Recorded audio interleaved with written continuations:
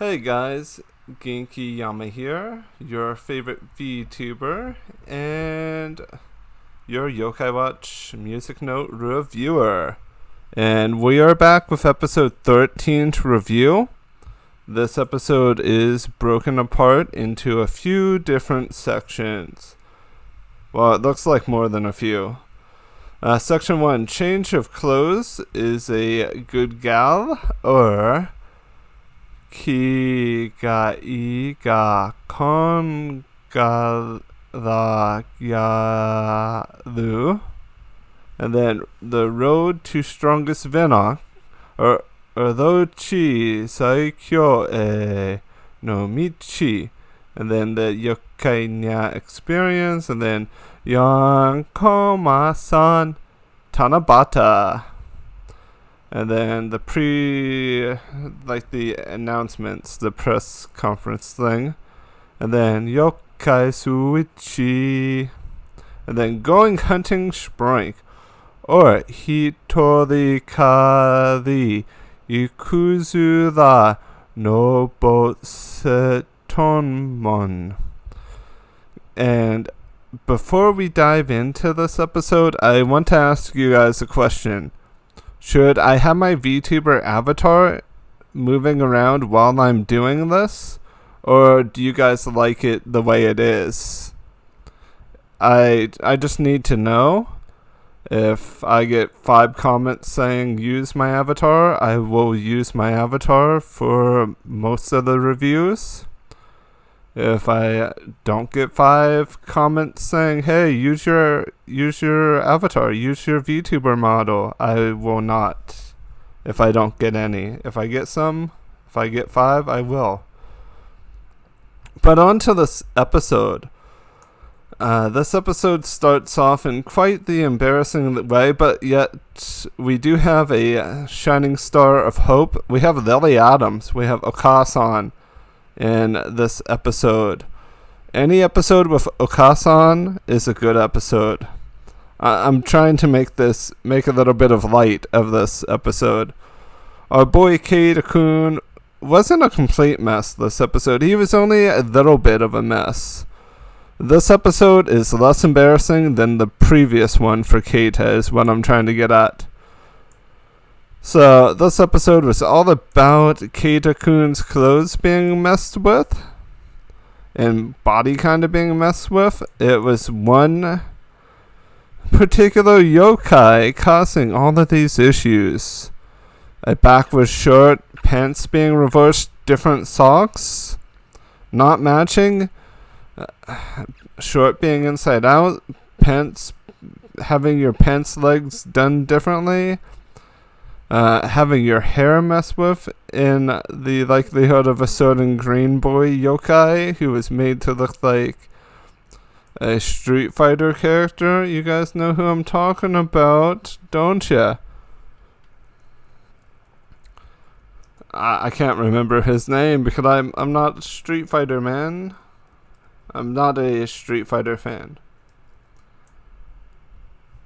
I think it's Blanca. Yeah, it's Blanca.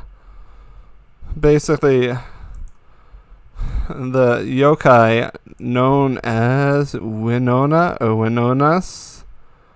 Yeah, it's Winona. She caused issues, but Keita-kun decided to summon a tough, rough yokai who basically should be able to handle this tiny little situation.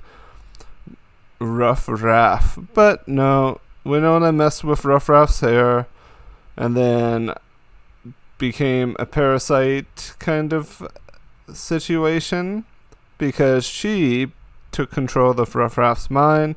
We got the whole family tree, and Whisper is the cousin's, aunt's, uncle's third time removed, exiled dog. Yeah, I find that funny, and I'm exaggerating because they exaggerated, and my exaggeration does not match their exaggeration. I was just doing it for reasons, because all of the time when you hear, oh, it's so-and-so's cousins, aunts, uncles, brothers, fathers, grandfather, twice removed from the family via divorce, or something crazy like that, it always changes. Like, you go and talk to another family member, and boom, it's something else completely different. But with Winona mind controlling and switching things around and tying Jibanyan's arms together, we're in quite the desperate situation. We need a hero. We need a samurai to save our day. We need the one, the only Bushinyan Shogunyan. I was right. Sometimes you just have the Nihongo, the Japanese name in your head, and you'd rather say that. But Bushinyan or Bushinyan or Shogunyan basically saved the day with a flurry of cuts, but then ends up making the situation worse after Winona becomes their friend. Basically, Winona becomes Winona's. But everything's fine because now Winona is a ally and a friend. Moving on, we do actually get a situation I fully approve of. And when I say I fully approve of this, they finally use Komami. I'm so... You know when you're so tongue-twisted that you're like... do it, my mind's exploding. And Calvin, you are entirely right. Ryosuke is just... he makes the series be in a worse light than it really has to. Which is why me talking about Komami and Komaka-chan is a good thing if they use these characters correctly. I'm saying if, because if you can use these characters correctly, it fixes a small portion of the problem. And when I say a small portion, guys, we're in a situation where they are underutilizing certain characters that could possibly sell merch, could possibly bring some hype to the series. But yeah, everyone, Tanabata wish on the wishing tree is from Koma-san is to eat ice cream or soft serve with everyone. Then we transition to the Yokai Switchy segment. No-Go Kart ends up being tripped by a ball that Whisper assumes is a golf ball, but you never know, and it ends up damaging a vehicle of some pretty tough guys. Some bad dudes, and they just kind of threaten Whisper. But that's all we need to know about that segment. Then we go to the Jibanyan Orochi Venoct segment. Basically, we're trying to get Orochi or Venoct to be the strongest boy in the world, or he wants to become stronger. That's the way I should simply just put it, because it's the road to the strongest Venoct. It's basically a training arc.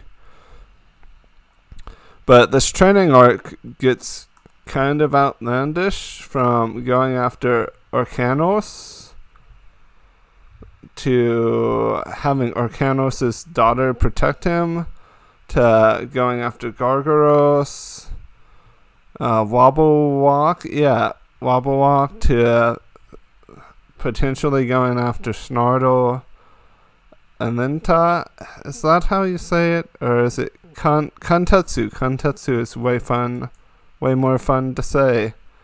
It's not so long, or it's not so long. And I already said Snartle. So, like, you have all of these yokai that Venoct thinks Venoct has to defeat to become stronger. And eventually we get a small scene of Venoct cutting cabbage because, That has to be a thing. Then we switch to the Monster Hunter reference.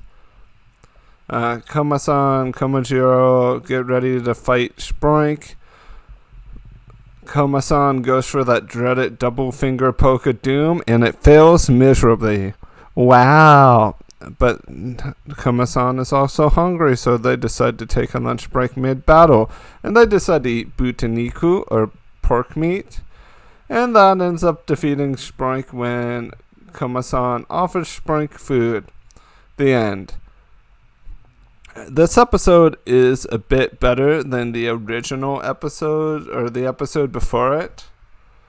Even the opening pays a little bit more respect to Keita.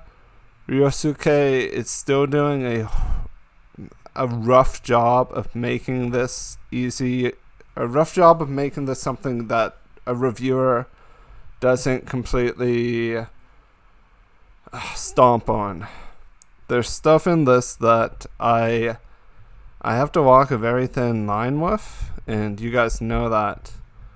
We also got a Goku reference in it that I forgot to bring up because there's Goku on the license plate.